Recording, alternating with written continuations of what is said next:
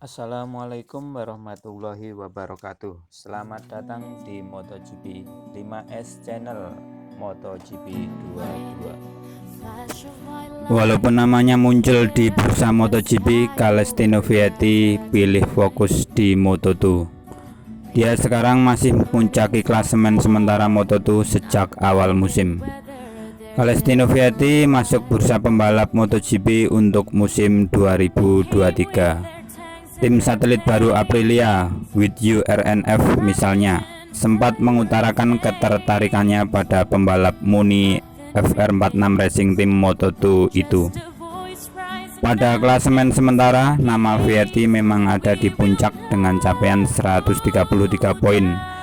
Kendati demikian, Vietti tetap memilih untuk fokus pada perburuan gelar musim ini. Ia tak ingin konsentrasinya terganggu oleh isu perpindahan kelas. Pertama, ia satu-satunya pembalap Moto2 dengan lebih dari satu kemenangan. Celestino Vietti adalah satu-satunya pembalap yang sepanjang musim ini telah memenangkan lebih dari satu balapan Moto2.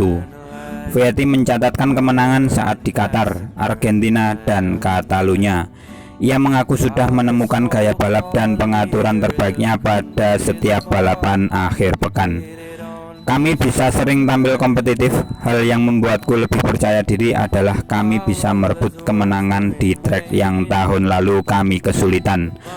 Bahkan saat di Mugello, meskipun aku bernasib buruk karena masalah teknis, aku tetap bisa tampil cepat, kata Vietti. Kedua, jadi kandidat pembalap MotoGP musim depan. Dengan hasil yang baik musim ini, nama Celestino Vietti pun disebut sebagai kandidat untuk mengisi kursi kosong di tim satelit MotoGP. Namun Vietti mengaku lebih fokus pada kompetisi Moto2. Jadi kandidat pembalap MotoGP tentu hal yang baik. Itu berarti kami telah melakukan sesuatu yang bagus. Akan tetapi secara pribadi aku belum membicarakannya. Aku belum tahu apa-apa dan aku pikir lebih baik untuk tetap fokus pada Moto2. Murid Valentino Rossi ini berujar kalau ini adalah tahun yang penting. Kami melakukannya dengan baik hingga memimpin klasemen sementara. Jadi saat ini kami hanya perlu fokus. Persaingan di kelas Moto2 memang tak mudah. Celestino Vietti harus bersaing dengan para rivalnya yang juga tampil kompetitif. Sebut saja Aaron Canet, Joe Roberts, dan Tony Arbolino.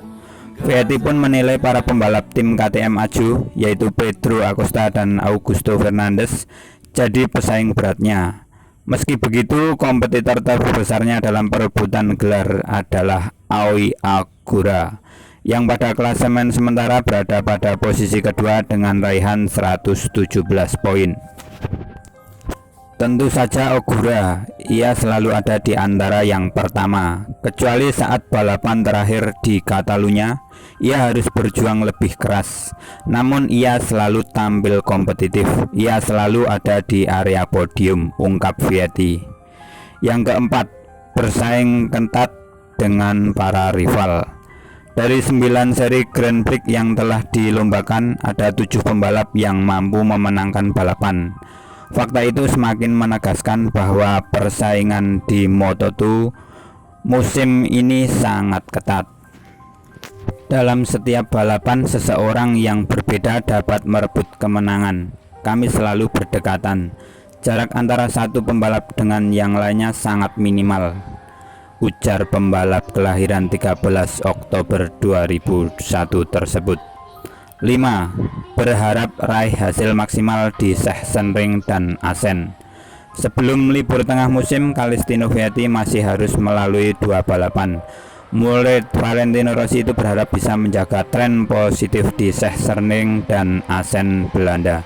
Ia percaya bahwa menyelesaikan paruh pertama musim dengan raihan maksimal dapat meningkatkan kepercayaan dirinya pada babak kedua. Hal yang terpenting adalah menjaga tren positif dan rasa percaya diri.